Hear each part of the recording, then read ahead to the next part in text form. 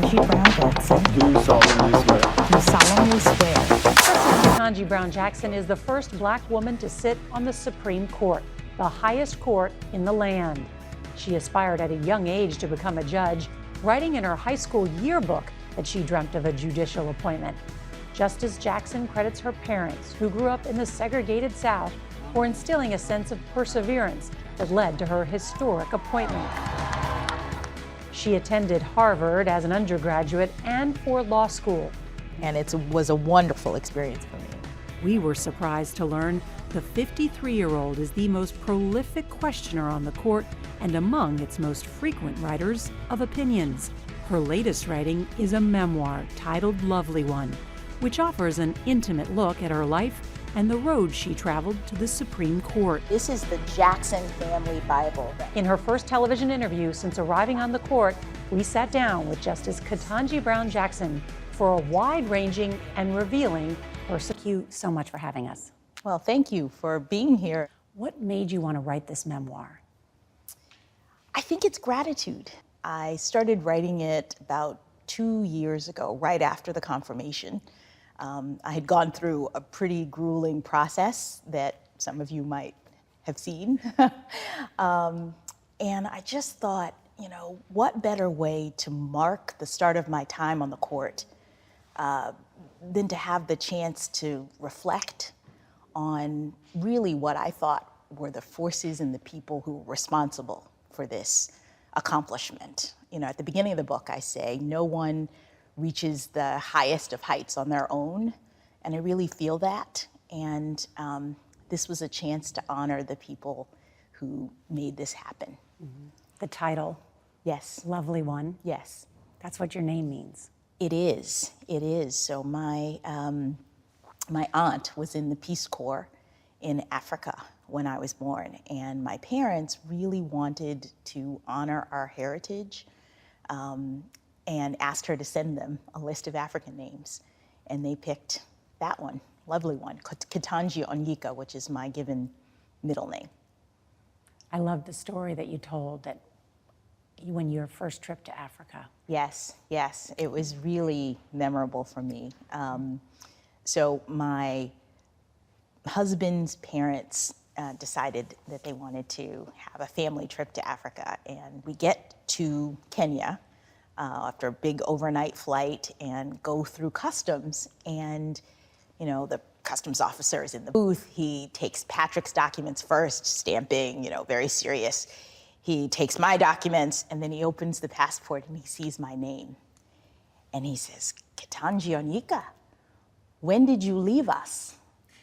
And I said, I'm American, and I explained that I'd never been to Africa, but my parents had given me an African name. And he said, well, welcome home, which was really kind of spine tingling for me. Yeah. A lot of meaning. The book starts off talking about the balancing act of being a mother and a woman in the spotlight. How difficult has it been? My parents had raised me to believe that I could do anything I wanted to do. That was really kind of their devotion for me when I was little. And that was my way of thinking about myself. And so it was sort of an identity crisis to some extent when I first became a mom, because I was working in a big law firm and I really couldn't do everything. Tell us about your parents. Oh my goodness, my parents were educators when I was born. They both were teachers in the public school system. They grew up in the South in a period of Jim Crow segregation. And what that meant for them is that when they were growing up, they were very limited in their life prospects. The law prevented Black people from taking part in public goods and services. They couldn't swim in public pools. They couldn't go to work, in certain places. They couldn't eat at certain restaurants. I was born within 5 years of the Civil Rights Act, the Voting Rights Act, 5 years after. And all of a sudden, the world opened up to my parents. And I think that they really channeled all of their hopes and dreams and interests into me. And since your parents were educators, of course, they had you reading at the age of 2 years old. Two. My mother put cards up around, my room and around the house, and, had me learning the words. And I was always very interested in pleasing my parents. And so that was her little project for me. How old were you when you first thought about becoming a federal judge? It's hard to say, but when I went through the confirmation process, people started looking through yearbooks and things, and they found that in my senior yearbook, I said I'd like to maybe have a career in law and someday get a judicial appointment. So at least by the time I was a senior in high school, I thought maybe being a judge was something that I would be interested in doing. Most people have never heard of Constance Baker Motley, but she was an inspiration for you. Absolutely. So Constance Baker Motley was the first Black woman appointed to the federal bench. And before that, she was a civil rights litigator. She worked with Justice Marshall, Thurgood Marshall, before he became a justice, to really help bring about the fall of Jim Crow and all of the civil rights gains that happened in the 1960s. And it turns out that she and I share a birthday. Yeah, you say you're birthday twins. We're birthday twins. She was born 49 years to the day before I was. And she became a federal judge, but she never had the opportunity to be on the Supreme Court, even though she argued 11 cases before the Supreme Court and won 10 of them. So she was brilliant, but really an inspiration to little girls like me when I tried to think about what it was that I wanted to do with my life. Do you think that was a moment for you where if you see it, you believe it? I think so. I think that's sort of in the nature of human nature, that people who are able to look out and see other people doing things, children, start to get an idea of. First Black female on the Supreme Court. What kind of pressure does that come with? I think that many people who are firsts feel a responsibility to do a good job. You're first for a reason. You're first because people like you have not had the chance to do the kinds of things that you're doing. And I think there's a fair amount of attention that comes with being the first. And when eyes are on you, you really do want to perform well. And so I have that sense, as many other firsts do, I think. I want to ask you about in the University of North Carolina affirmative action case. Justice Thomas responded to your dissent by describing your views on race as follows. As she sees things, we are inexorably trapped in a fundamentally racist society, with the original sin of slavery and the historical subjugation of Black Americans still determining our lives today. What did you make of that? Well, let me just say that the justices use our opinions as an opportunity to explain to the public our views. That's Justice Thomas's view of my position as expressed in my opinion. And I don't know if Justice Thomas really had anything to respond to with respect to the actual fact.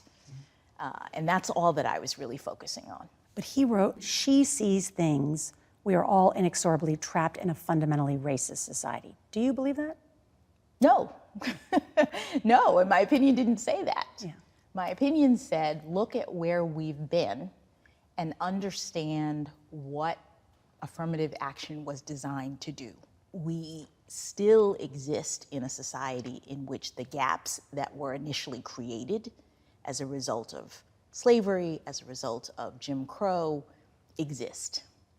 And that affirmative action, for example, was really a response. Do you think that you and Justice Thomas fundamentally view race differently? I haven't talked to him about this in particular. I can tell you what I feel and what I know, and that is that all of us are created equal, that we have in our society, the front of the Supreme Court says equal justice under law. And there was a time historically in which this country wasn't living into that principle, that promise. That's just a fact. I think it's important to remember those facts as we evaluate how much further we need to go, what progress we've made. I believe we can do it. Let's talk about Trump versus United States, where the court rejected Donald Trump's broad claim of immunity, but said some actions closely related to his core duties as president are off limits. You dissented. I did. Why? Because I wanted to explain the criminal justice system, but I thought that from my perspective as a former criminal defense lawyer and a trial judge who actually had a lot of criminal cases, I wanted to take a moment to explain how the criminal justice system works and how it has in it protections for criminal defendants and, in my view, really is set up to account for president versus ordinary person, and that the idea, the sort of founding principle of no one is above the law is really folded into the way the criminal justice system operates.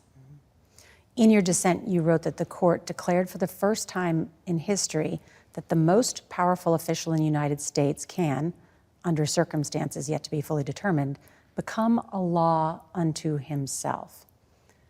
It sounds like a warning. Well, I mean, that was my view of what the court determined. You were concerned about broad immunity. I was concerned about a system that appeared to provide immunity for one individual under one set of circumstances, when we have a criminal justice system that had ordinarily treated everyone the same. Are you prepared that this election could end up before the Supreme Court? As prepared as anyone can be. Let me ask you, are you prepared for all of the news cycles that you're getting as a result of this election? No. No, exactly. I mean, I think there are legal issues that arise out of the political process. And so the Supreme Court has to be prepared to respond if that should be necessary.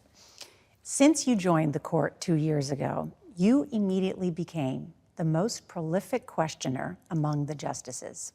No one else is even close to you. Why do you laugh? Because I was the most prolific questioner as a district court judge as well. Because I have a lot of questions and I want to know the answer, and I'm trying to do a good job. I think it's harder, obviously, when you're one of 9 than when you're all alone. And there's an adjustment period that I think had to happen from my perspective. The classroom where you met. This is the classroom. It's very exciting to be here again. And tell me about how you two sort of met. She walked into class. It was first day of my junior year, her sophomore year. Yeah. And it was a core class, one of the sort of requirements for graduation that we both were just taking. Exactly. And I mean, he was kind of cute. I walked in and I sat with my friends, and he was on the row behind me. And, if there was a comment, he would lean over and say something. I think we may have introduced each other, but it was not quite love at first sight, because he was also a little bit of a joker. He would do things like hang his keys on my hoop earrings with the open back. You say joking. That sounds like flirting to me. Yeah, the awkward mating dance of the uncomfortable teenager. That's exactly right. That's exactly right. And so, Dr. Jackson, did you specifically choose to sit right behind her? Yes, I thought she was super cute when she walked in. I mean, your love story is kind of like a Hollywood movie. You're friends, you know each other for a year, Both of you are interested but sort of uncertain about where the relationship could go. And then, Dr. Jackson, you put your arm around her. So the last day of the academic year, I decided I'd take her down to a vacation house that we have on the Cape. And so the whole day, I was just showing her my background, who I was, and like things that are important to me. And of course I was crushed because I really liked him, and we were alone for the whole day and nothing happened, and I was like, okay, this is terrible. He clearly doesn't like me. Yeah. So then I went to watch a movie and put my arm around her, and she stopped and turned on the light. I did. And said? And I said, I just don't want to be hurt. Because by that time, having been together the whole day and he didn't try anything, I had convinced myself that I, liked him, but he didn't like me, so I just wanted to go home. And he put his arm around me, and I said, I just don't want to be hurt. And he said, I'll never hurt you. I love you. That's what he said. Oh. And it was very sweet. Oh. It was very sweet. Even now, it makes you emotional telling that yeah. story. Yeah. Because why? My admiration and love for Ketanji is palpable. Like, it's uncontrollable. Like this is not a volunteer. I mean, I wish it wasn't, but I wish it was controllable, but it is not. Yeah. Your admiration. Oh yeah. Yeah, she's amazing. Yeah. As is he. Yeah. I mean, I feel very lucky to be in this relationship with someone who is so smart and wonderful and caring and, everything I could have hoped for. I wake up every morning saying, "Is it still true?" Yes, it's still true. He is amazing too. Yes. But I think he just also has the gene. Everyone's going to be crying like, I gene. need a Dr. Jackson in my life. Every woman is going to be like, I need a Dr. Jackson in my life. They tell me that all the time, actually. Do they? They do. You write that as a college student, you had a stubborn sense of my own value. What do you mean by that? Well, it's a good question. I think the point that I'm trying to make in the book is that so much of success in life is believing that you can do it, believing that you have the capacity, the intelligence, the ability. And in my parents' experience, they had grown up at a time in which the larger society was not affirming of their capacity, their ability, along racial lines. I mean, this was the sort of story of segregation, the idea that there were people from certain racial groups that didn't deserve to be integrated fully into the society. And so when you come from one of those groups, you have to really focus on shoring yourself up in order to be successful. How do you think it changes the views for girls and young women, you being on the court? I mean, I would hope that it would give them additional affirmation, that it would show them that anything is possible. I've said that a couple times in speeches that I've written. If someone from my background and my circumstances can do this sort of thing, then I hope that they can aspire to do the same and feel like if they work hard, that there's a possibility of getting there. I mean, your story is one of hard work Yes, and progress yes. of an individual and as a nation. Polls have repeatedly shown that Americans are pessimistic about our nation's future. Do you have any worries about our nation for your children and other children's future? Well, as a mom, I always worry about my children. That's, part of the job, I think. But, I think I'm optimistic about our country because when you look at the long arc of history, we have made progress and we will continue to do so. There will be times in which we go through periods of polarization and where It seems difficult, but if history is any guide, we